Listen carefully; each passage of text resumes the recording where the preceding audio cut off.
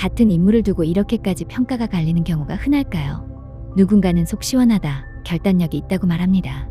반대로 누군가는 위험하다, 불안하다고 말하죠. 흑과 백, 사이다와 논란. 이 극단적인 평가는 우연이 아닙니다. 이재명이라는 이름 앞에는 늘 상반된 형용사가 붙습니다. 그런데 이 호불호를 단순히 성격이나 말투 문제로만 설명할 수 있을까요? 오히려 이 인물의 경로를 따라가다 보면 왜 이런 인식이 만들어졌는지가 보입니다. 정치인은 하루아침에 평가되지 않습니다. 말 한마디, 사건 하나, 대응 방식 하나가 쌓이고 쌓여 이미지를 만듭니다. 이재명에게 붙은 극단적 평가 역시 오랜 시간 누적된 결과입니다. 그는 늘 정면 돌파를 선택해왔고 완충지대를 남겨두지 않는 화법을 사용해왔습니다. 중간지대가 사라진 자리에는 열광과 반발만 남습니다. 그래서 이 사람을 설명할 때 가장 중요한 질문은 이것입니다. 이 인물은 왜 항상 선택의 여지를 없애는 방식으로 행동해왔을까? 이 질문의 답은 그의 출발선, 정치 이전의 삶에서 시작됩니다. 이재명의 삶을 설명할 때 빠지지 않는 단어가 있습니다. 바로 가난입니다. 1960년대 초 경북 안동의 넉넉하지 않은 가정에서 태어났고 초등학교를 마친 뒤 곧바로 생계 전선에 뛰어들어야 했습니다. 어린 시절에 선택지는 많지 않았습니다. 공부를 계속할 여유도, 진로를 고민할 시간도 없었습니다. 가족은 성남으로 이주했고 그는 공장으로 향했습니다.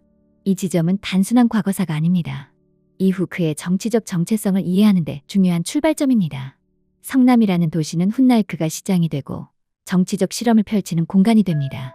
우연처럼 보이지만 사실은 삶의 궤적이 이어진 결과입니다. 여기서 한 가지 역설이 등장합니다. 가장 개인적인 생존의 공간이 나중에는 가장 정치적인 무대가 됩니다. 그는 늘 말합니다. 현장을 안다고. 이 말은 경험에서 나옵니다. 공장 노동자였던 시간은 그에게 약자라는 개념을 추상으로 남기지 않았습니다. 문제는 이 경험이 공간만 낳았느냐는 겁니다. 아니면 분노도 함께 키웠느냐는 거죠. 이 질문은 다음 장에서 더 분명해집니다. 공장에서 일하던 시절 그는 산업재해를 겪습니다. 프레스 사고로 왼팔에 장애가 남았습니다. 이 사고는 단순한 부상이 아니었습니다. 이후 병역 면제로 이어졌고 훗날 정치 과정에서 반복적으로 소환되는 논란의 씨앗이 됩니다. 하지만 이 시기를 단순히 면제 논란으로만 보는 건 너무 평면적입니다. 사고 이후의 삶이 중요합니다. 공장 안에서 그는 폭력과 위기를 경험했고 약자가 얼마나 쉽게 무시당하는지도 체감했습니다. 여기서 질문 하나가 생깁니다. 이 구조를 바꾸지 않으면 나는 평생 이 위치에 머무는 걸까? 이 질문이 전환점이 됩니다. 그는 공부를 결심합니다. 검정고시를 준비하고 결국 대학에 진학합니다. 공장에서 책상으로, 노동에서 법으로 방향을 틉니다. 이 선택은 단순한 개인적 성공서사가 아닙니다. 이후 그의 모든 정치적 판단의 밑바탕이 됩니다. 제도 안으로 들어가 제도를 바꾸겠다는 생각. 하지만 제도 안에서도 길은 갈립니다. 다음 장에서 그는 또 하나의 선택을 합니다. 대학 시절 그는 광주 민주화 항쟁의 진실을 접합니다. 교과서에 없던 이야기, 뉴스에서 충분히 다뤄지지 않았던 역사였습니다. 이 경험은 가치관을 바꿉니다.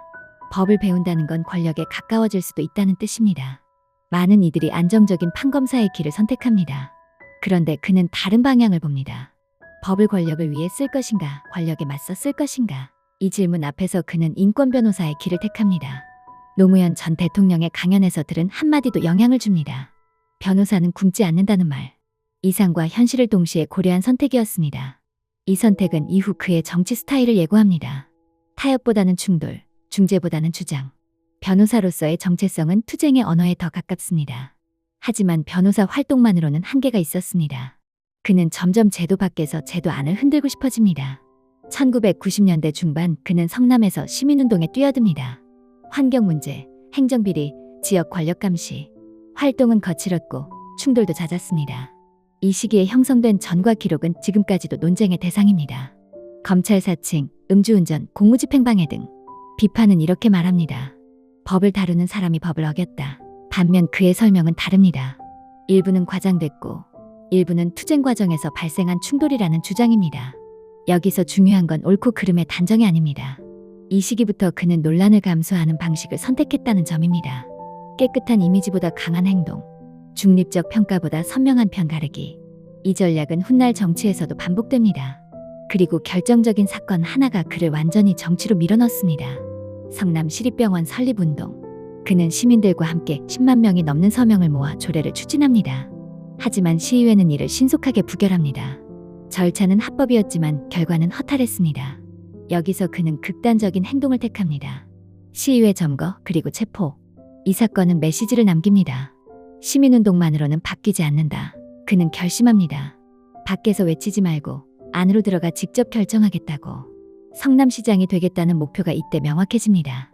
이 선택은 그의 인생을 바꿉니다. 동시에 그를 둘러싼 논란도 전국 단위로 확장됩니다. 이제 그는 더 이상 지역 활동가가 아닙니다. 성남시장 취임 이후 그는 상징적 행보를 이어갑니다. 시장실을 이전하고 시민에게 개방합니다. 보여주기라는 비판도 있었지만 메시지는 분명했습니다. 권력은 내려와야 한다. 재정위기 선언, 부채 해결 강조, 청년정책 도입. 정책 하나하나가 논쟁을 낳았고 동시에 전국적 인지도를 키웠습니다. 이 시기부터 그는 말하는 정치인이 됩니다.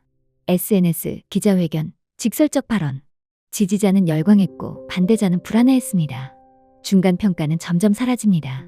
이 인물은 이제 호불호의 중심에 섭니다. 경기도지사 이후 그의 정치 인생은 더 큰 파도를 만납니다. 가족 문제, 발언 논란, 각종 의혹, 법적 판단의 문턱까지 갑니다. 어떤 고비는 넘었고 어떤 논란은 여전히 진행형입니다.